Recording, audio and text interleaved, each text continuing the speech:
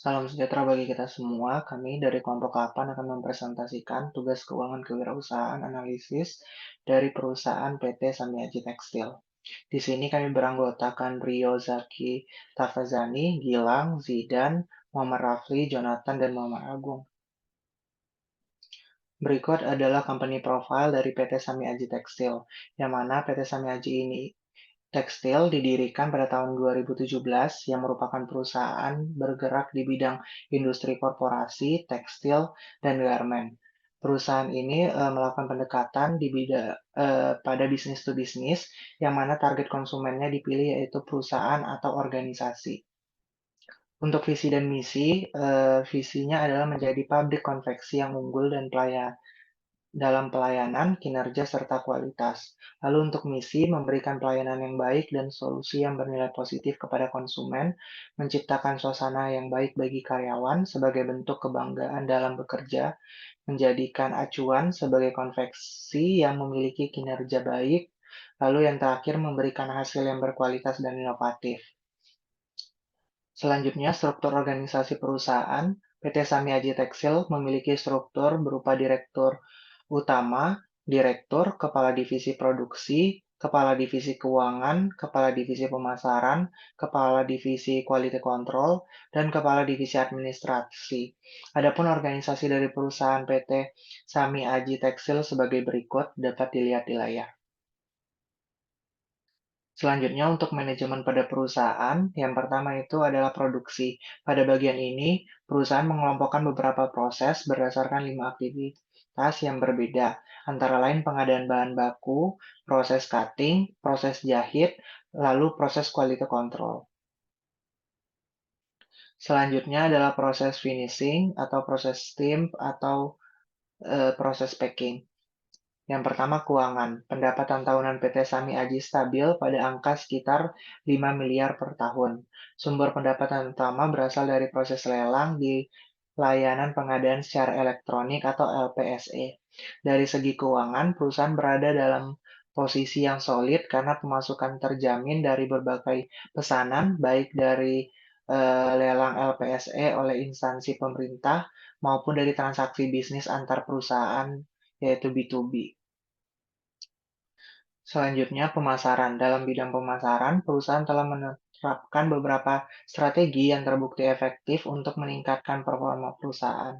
Pada saat ini, perusahaan masih menerapkan model penjualan B2B atau business to business, di mana produk yang dijual kepada perusahaan lain atau organisasi tertentu. Pendekatan yang diadopsi oleh perusahaan dalam memasarkan produk melibatkan tahapan presentasi kepada instansi untuk memperkenalkan produk, lalu perencanaan sampel produk yang disesuaikan dengan keinginan konsumen.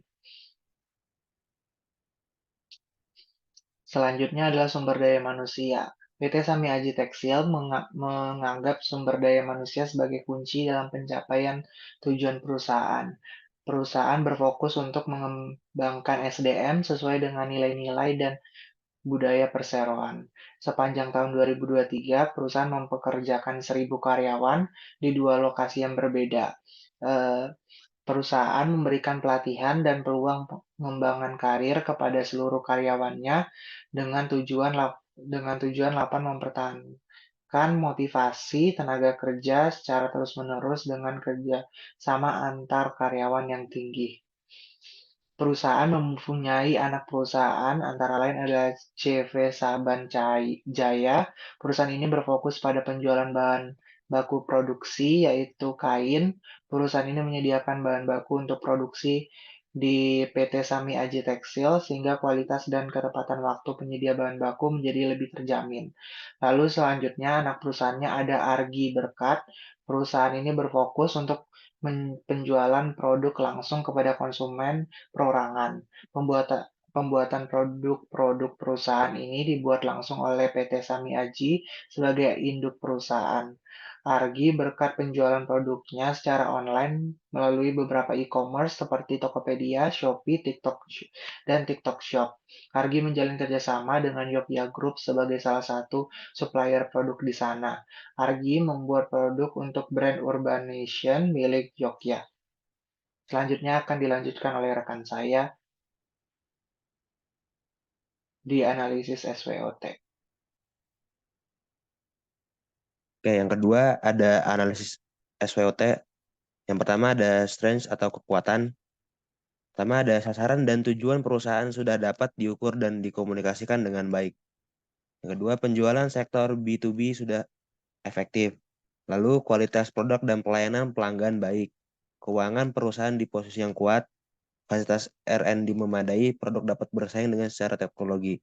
Lalu ada weakness atau kelemahan. Tingkat keluar masuk karyawan terbilang masih sangat tinggi. Yang kedua, segmentasi pasar belum efektif dalam pasar B2C. Belum melakukan penelitian pasar. Koneksi internet yang lambat menjadi faktor tidak adanya pelayanan online. Lalu belum menggunakan sistem informasi dan belum adanya manajer sistem informasi. Lalu yang ketiga ada peluang.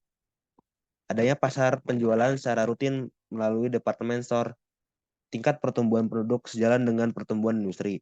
Lalu adanya regulasi yang mengatur industri pakaian jadi sangat baik.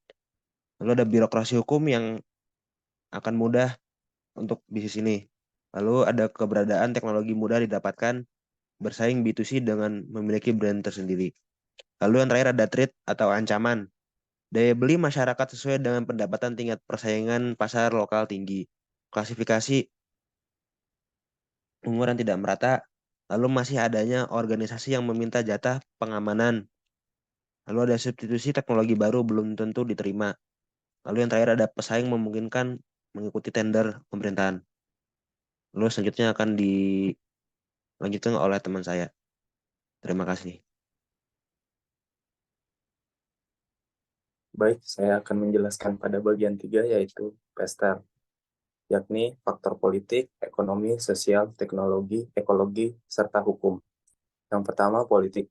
Faktor-faktor politik dan pemerintahan yang dapat mempengaruhi bisnis yaitu seperti pemerintahan federal, lokal, dan asing adalah regulator, deregulator, pemberi subsidi, pemberi kerja, dan pelanggan organisasi terbesar.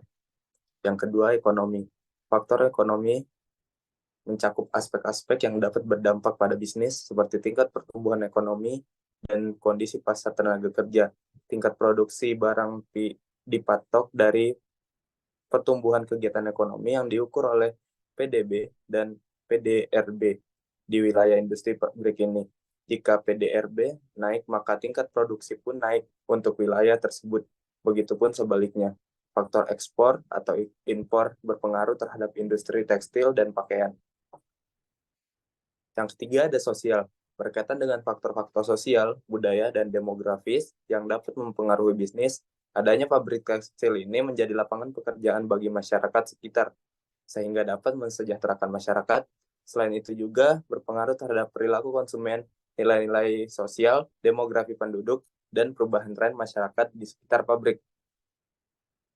Teknologi, faktor teknologi mencakup inovasi, perkembangan teknologi, tingkat adopsi teknologi, dan perubahan dalam teknologi yang dapat mempengaruhi industri.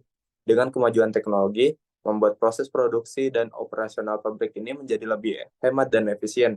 Kegiatan penjualan dapat dilakukan secara mudah dan efisien dengan melalui e-commerce dan juga media sosial.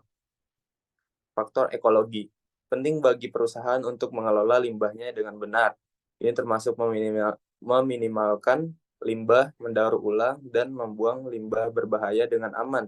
Upaya untuk mengurangi konsumsi sumber daya yang beralih ke sumber terbarukan juga contoh dari langkah-langkah yang bisa diambil. Yang terakhir hukum. Faktor hukum mencakup peraturan, hukum, dan regulasi yang berlaku untuk bisnis. Ini juga termasuk peraturan industri, peraturan perdagangan, hukum ketenagakerjaan, dan perubahan dalam hukum yang dapat mempengaruhi bisnis. Perusahaan ini memiliki legalitas hukum yang jelas serta mentaati regulasi yang telah diberikan oleh pemerintah. PT Samiaji Tekstil telah memiliki izin mendirikan bangunan atau IMB dan surat izin perusahaan perdagangan atau SIUP. Perkenalkan, nama saya Muhammad Rafli. Di sini saya akan membacakan analisis pasar PT Samiaji Tekstil. Bagian pertama, strategi pemasaran. Perusahaan telah menerapkan beberapa strategi yang terbukti efektif untuk meningkatkan performa pemasaran. Pada saat ini, PT Samyaji Tekstil masih menerapkan model penjualan bisnis to bisnis, di mana produknya dijual kepada perusahaan lain atau organisasi tertentu. Pendekatan yang diadopsi oleh PT Samyaji Tekstil dalam memasarkan produk melibatkan tahap presentasi kepada instansi untuk memperkenalkan produk, dan juga perencanaan sampel produk yang disesuaikan dengan keinginan konsumen. Usaha ini didukung oleh alokasi anggaran yang telah diatur sebelumnya, sehingga PT Samyaji Tekstil berhasil mencapai hasil penjualan yang efisien, terutama dalam konteks penjualan bisnis to bisnis. Karena adanya sistem kontrak dengan instansi pemerintah secara umum, sistem kontrak ini berlaku untuk instansi dengan siklus 3 bulan untuk setiap produk yang dikerjakan. Oleh karena itu, pola perputaran penjualan terjadi 3 kali dalam setahun. Selanjutnya, kebutuhan pasar. Saat ini semakin banyak masyarakat yang membutuhkan kain yang berkualitas untuk digunakan sehari-hari. PT Samyaji Tekstil bergerak di bidang korporasi, tekstil, dan garmen bersama dengan anak perusahaan CV RG Berkat, menyediakan kain yang berkualitas dan mereka berfokus pada penjualan brand sendiri langsung kepada konsumen. Kepuasan pelanggan harus menjadi perhatian perusahaan karena sebagian besar konsumen PT Samyaji berasal dari sebuah perusahaan atau instan, sehingga dengan menjaga kepuasan pelanggan, pembelian berkelanjutan diharapkan terus terjadi, contohnya seperti instansi Jovia, Polri, dan TNI. Sebuah perusahaan atau instansi cenderung akan menggunakan pemasok yang sama dalam memenuhi kebutuhannya jika produk yang mereka terima sesuai dengan standar dan harapannya. Selanjutnya, segmentasi pasar. Dalam menentukan segmentasi pasar, PT Samyaji menetapkan kriteria yang digunakan untuk memilih wilayah yang potensial. PT Samyaji menetapkan wilayah Kota Bandung dan sekitarnya sebagai pasar utama. PT Samyaji juga menyediakan produk mereka melalui sosial media dan e-commerce. Dalam menentukan target pasar, PT Samyaji menargetkan masyarakat atau organisasi di Kota Bandung dengan rentang usia 20-50 tahun. Target pasar perusahaan ini adalah instansi pemerintahan, swasta, dan juga pendidikan. Dalam menentukan positioning, PT Samyaji menggunakan harga dan kualitas produk. Harga produk yang ditawarkan relatif terjangkau dengan kualitas produk yang baik. Selanjutnya, kompetisi saat ini. Semakin banyak industri tekstil dan konveksi di Indonesia. Oleh sebab itu, sebuah perusahaan harus selalu mengikuti perkembangan zaman yang semakin cepat. Saat ini, banyak perusahaan khususnya dalam bidang fashion menggunakan media sosial dan e-commerce dalam mengenalkan serta menjual produk mereka. PT Samyaji dengan anak perusahaan CV RG Berkat berfokus pada penjualan brand sendiri langsung kepada konsumen menggunakan media sosial Instagram dan juga Facebook. Untuk penjualan produknya, RG menggunakan Shopee dan Tokopedia. PT Samyaji memiliki pesaing usaha sejenis di daerah sekitar pabrik, yaitu PT Sampurna Jaya dan Panda Jaya. Sampurna Jaya merupakan perusahaan yang berpengalaman dalam bidang industri ini. Selain itu, bahan yang dipakai pun hampir setara dengan yang dipakai oleh PT Samyaji Tekstil. Sedangkan untuk Panda Jaya, harga produksi dan kecepatan produksi setara dengan PT Samyaji Tekstil. Dari hasil analisis yang kami lakukan, persaingan sekitar berjalan secara sehat, dan dalam beberapa situasi mereka bekerja sama dalam hal produksi secara jangka pendek. Baik, kemudian selanjutnya ada analisa resiko. Yang pertama ada faktor eksternal. Samyaji Tekstil memiliki dua pesaing, yaitu Cipta Master Perkasa dan Berkah Langgeng Santoso. Sehingga kami menentukan ancaman terhadap perusahaan Samyaji Tekstil. Dalam segi ekonomi, perusahaan mereka mengatakan bahwa kecenderungan orang belanja memang dipengaruhi oleh pendapatan per bulan yang dihasilkan. Karena semakin tinggi yang dihasilkan, maka semakin tinggi pula minat beli dari orang tersebut. Maka dari itu, Cipta Master Perkasa membagi segmentasi pasar yang jelas untuk menjual produk, range harga produk, pakaian jadi yang dijual, variatif untuk menyasar berbagai segmentasi pasar. Karena yang diutamakan Cipta Master Perkasa adalah sebuah brand untuk dijual. Sedangkan Berkah Langgeng Santoso menargetkan segmentasi pasar yang tepat untuk menjangkau produk yang dijual di department store yang pembelinya memiliki kecenderungan berbelanja dengan rutin. Kemudian ada pesaing. Cipta Master Perkasa mengacu pada persaingan dan membuat strategi yang kompetitif, dibarengi dengan menghasilkan produk yang berkualitas. Sedangkan Berkah Langgeng Santoso, setiap perusahaan biasanya mengacu pada pasar persaingan sebagai pedoman dasar dalam penjualan yang dipasarkan. Kemudian demografis, pada wilayah operasi Cipta Master Perkasa, jumlah penduduknya menentukan tingkat produksi perusahaan yang berkaitan dengan penghasilan seperti pada saat ini, perusahaan dapat memproduksi 5.000 piece pakaian jadi per bulannya. Berbeda dengan Berkah Langgeng Santoso, perusahaannya tidak dipengaruhi oleh jumlah penduduk di wilayah operasi, karena tidak terpatok oleh jumlah operasi industri penggerak tekstil dan pakaian jadi. Kemudian dari bahan baku, bisnis tekstil seperti kain dan pakaian mengandung resiko yang tak dapat diabaikan terkait dengan pasokan bahan baku. Komponen ini dapat menjadi sumber ketidakpastian di industri, keragaman dalam ketersediaan, seperti benang dan fluktuasi harga bahan baku, dapat berdampak pada biaya produksi. Terlebih lagi, faktor eksternal seperti perubahan iklim yang mempengaruhi panen tanaman yang digunakan untuk produksi tekstil. Oleh karena itu, dalam mengelola bisnis ini penting untuk mempertimbangkan strategi mitigasi resiko untuk penggunaan bahan baku yang lebih efisien. Kemudian ada faktor internal. Yang pertama ada manajemen. PT Sami Aji Tekstil menggunakan manajemen strategik dalam menjalankan usaha. Hal ini bertujuan agar perusahaan dapat bersaing dengan kompetitor yang ada di industri yang sama dan agar perusahaan mempunyai arah tujuan yang jelas.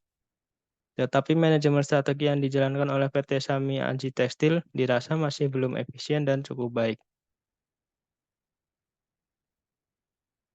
Yang kedua ada pemasaran.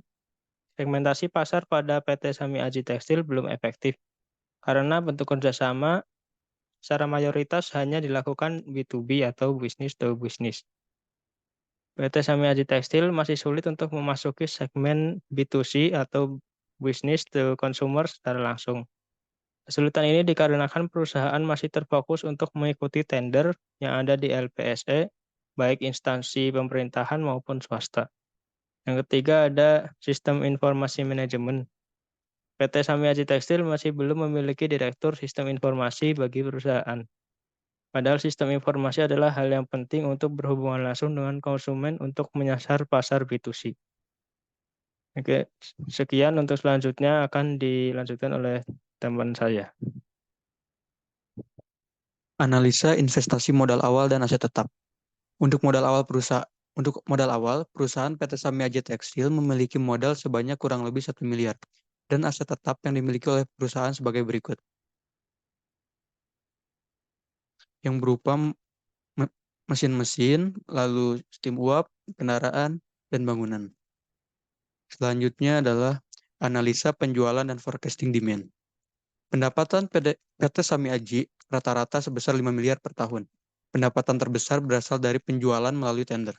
Dengan memberikan pelayanan dan kualitas yang baik, memungkinkan perusahaan mendapatkan pesanan kembali dari beberapa tender sebelumnya. Perusahaan juga membuat stok untuk persiapan pesanan seperti pada sebelumnya. Contohnya, mereka membuat seragam sekolah dasar sebanyak order sebelumnya untuk persiapan pesanan selanjutnya. Demand forecasting atau peramaan permintaan merupakan suatu proses yang dapat diperkirakan permintaan pasar dengan menganalisis data historis dari aktivitas penjualan. Peramalan pada PT Sami Aji Tekstil dilakukan dengan cara mengambil data penjualan sebelumnya, kemudian dianalisis dengan masa yang akan datang. Faktor yang dapat mempengaruhi analisa yaitu data, kondisi ekonomi, persaingan, tren konsumen, harga, ketersediaan, dan periklanan. Lalu berikut adalah jumlah order PT Sami Aji Tekstil pada bulan Januari sampai Oktober 2023.